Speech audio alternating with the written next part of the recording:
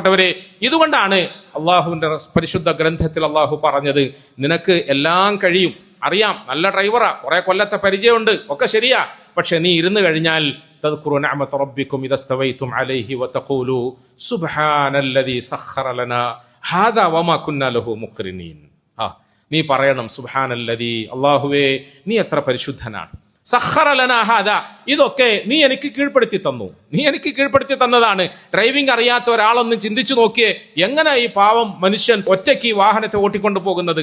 അവന്റെ 2 കൈകളും സ്റ്റിയറിംഗിലാണ്, അവന്റെ മനസ്സതിൽ പൂർണ്ണമായ നിലയിൽ ലയിച്ചിരിക്കുകയാണ്, കണ്ണ് കൃത്യമായി മുമ്പോട്ടാണ്, അവന്റെ കാലുകൾ കൊണ്ട് അവൻ എന്തൊക്കെ പണിയെടുക്കുന്നത്, എന്തൊക്കെയാ ചെയ്യുന്നത്? അല്ലാഹുവേ സഖറ ലനാ ഹാദാ വമാ കുന്നാ ലഹു മുഖ്രിനീൻ, ഇതൊന്നും ഇങ്ങനെ കീഴ്പ്പെടുത്താൻ എന്നെ കൊണ്ട് സാധിക്കൂലായിരുന്നു, നീ എനിക്ക് തൗഫീഖ് തന്നതുകൊണ്ട് മാത്രമാണ് എന്ന് ഞാൻ ബോധ്യപ്പെടണം. വ ഇന്നാ ഇലാ റബ്ബിനാ ലമുൻഖലിബൂൻ.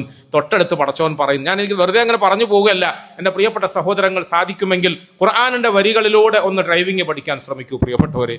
ഖുർആനിന്റെ വരികളിലൂടെ, ഡ്രൈവിംഗ് എന്ന കർമ്മത്തിലൂടെ തഖ്വ എന്താണെന്ന് ശീലിക്കാൻ ശ്രമിക്കൂ. അള്ളാഹു പറയാ അവസാനം, വ ഇന്നാ ഇലാ റബ്ബിനാ ലമുൻഖലിബൂൻ, ഈ പോക്ക് പോയാൽ ഒരു പക്ഷേ എന്നെ ആർക്കും തോപ്പിക്കാൻ കഴിയാതെ ഞാൻ എല്ലാവരെയും ഓവർടേക്ക് ചെയ്യും, ഞാൻ ആർക്കും സൈഡ് കൊടുക്കൂല. ഏതെങ്കിലും ഒരുത്തൻ എന്നെ ഓവർടേക്ക് ചെയ്താൽ ഞാൻ അവനെ ഓണടിച്ച് പേടിപ്പിക്കും, ഞാൻ പിന്നെ അവനുമായി മത്സരിക്കും, എന്റെ മുമ്പിൽ ഞാൻ ഒരുത്തനെ കടത്തി വിടൂല. ഇതൊക്കെ എന്റെ മനസ്സിൽ അഹങ്കാരമായി കടന്നു വരികയാണ്. പക്ഷെ ഒരു മുസ്ലിമിന്റെ മനസ്സിലുണ്ടാകേണ്ട ചിന്ത, വ ഇന്നാ ഇലാ റബ്ബിനാ ലമുൻഖലിബൂൻ, എത്ര സ്പീഡിൽ എങ്ങനെ ആരെ തോപ്പിച്ച് എങ്ങോട്ട് പോയാലും അവസാനം ഞാൻ പോയി എത്തേണ്ടത് എന്റെ റബ്ബിന്റെ സന്നിധാനത്തിലല്ലേ?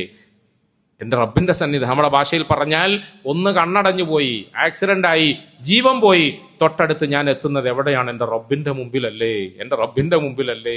ഇന്നാ ഇലാ റബ്ബിനാ ലമുൻഖലിബൂൻ. പ്രിയപ്പെട്ടവരെ, നന്നായി പടച്ചവന്റെ നിയമങ്ങളൊക്കെ പാലിച്ചുകൊണ്ട്, നമ്മുടെ ഗവൺമെന്റ് നമുക്ക് നിയമമാക്കിയിരിക്കുന്ന നിയമങ്ങളൊക്കെ പാലിച്ചുകൊണ്ട്, പടച്ചവന്റെ പൊരുത്തത്തെ ആശിച്ചുകൊണ്ട്, അവനെ ഭയന്നുകൊണ്ട് വണ്ടി ഓടിച്ചാൽ വണ്ടി ഓട്ടൽ നന്നാകും, കുടുംബം പോറ്റിയാൽ കുടുംബം പോറ്റൽ നന്നാകും, നിസ്കാരത്തിന് ഇമാം നിന്നാൽ നിസ്കാരം നന്നാകും. ചുരുക്കത്തിൽ അത്രമാത്രമേ നമുക്ക് പറയാനുള്ളൂ.